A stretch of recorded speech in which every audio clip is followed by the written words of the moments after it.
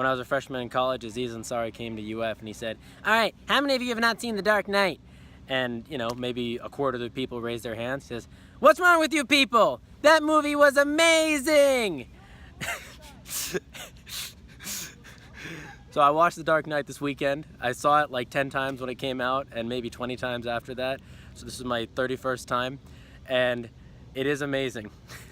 It's about how the city comes together after they get, terrified by this crazy, non-relenting bad guy.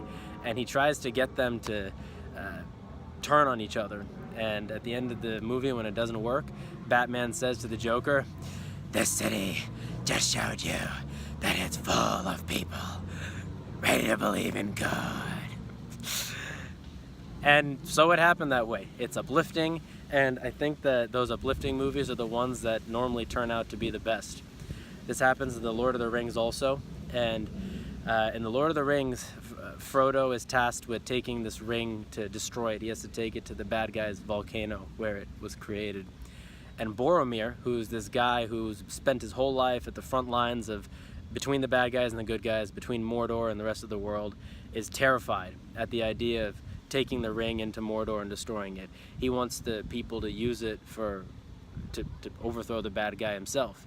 And the thinking is that the reason why he shouldn't do that is that anyone who wields the ring, which gives someone absolute power, will make that person evil and become the new Dark Lord. Boromir doesn't believe that, though. He wants to use it to vanquish the enemies, which makes sense. His position is a fearful position. He has no hope that this thing's going to work. It's a futile journey. When the fear gets too intense, he turns on Frodo and he tries to take the ring, and in an insane burst, he attacks him, tackles him, tries to snatch it from him. Frodo puts on the ring and gets away, and Boromir says, "I know your mind. You're gonna take the ring to Sauron. You'll betray us all." And after that finishes, it's as if that personality in him just goes away, and he looks horrified, and he says, and there's tears in his eyes, and he says, "Frodo, I'm so sorry. I am so sorry." But at this point, Frodo is too far away. There's nothing that he can do, and he's lost all of his trust. Now, Frodo, meanwhile, he gets away, and Aragorn, who's the heir to the throne, shows up, and Frodo gets scared. He's shell-shocked. He doesn't know if this man is going to take the ring from him the way Boromir did. And Frodo says, "Stay away!"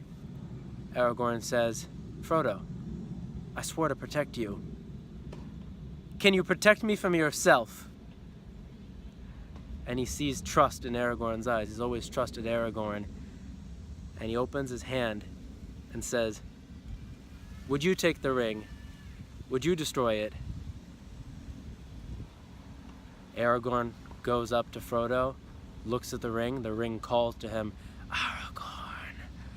And Aragorn knows that there's a weakness in his line. His great-great-great-great-great-great-great-great-grandfather had the opportunity to destroy the ring and chose not to. And that's why we find ourselves at this position we're in right now, where Frodo needs to be the new ring bearer. And Aragorn reaches his hand to Frodo's, closes his hand, presses against his stomach, says, "I would go with you to the very end, into the very fires of Mordor." And Frodo says, "I know."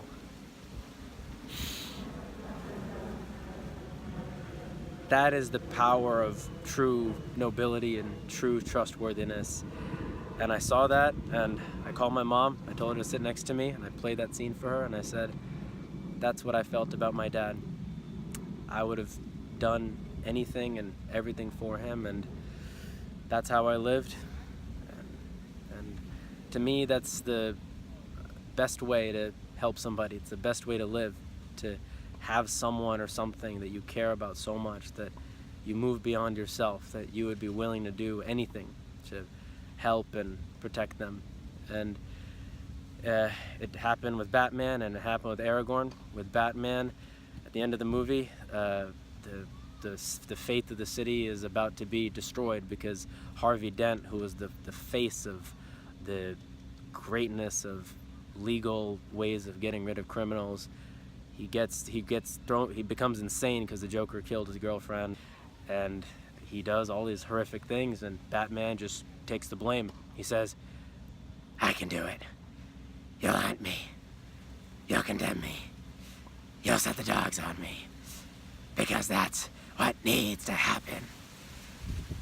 Because the people needed their faith to be restored, to know that goodness can prevail. And so he took that sacrifice. He didn't do anything wrong, but he took that sacrifice. So those are just some of my thoughts about nobility and what it means to love something greater than yourself, and it can bring out, strengthen you that you never knew you had. I know it did for me, and for Batman and Aragorn, I'm sure it did too. So hope you enjoyed. More later.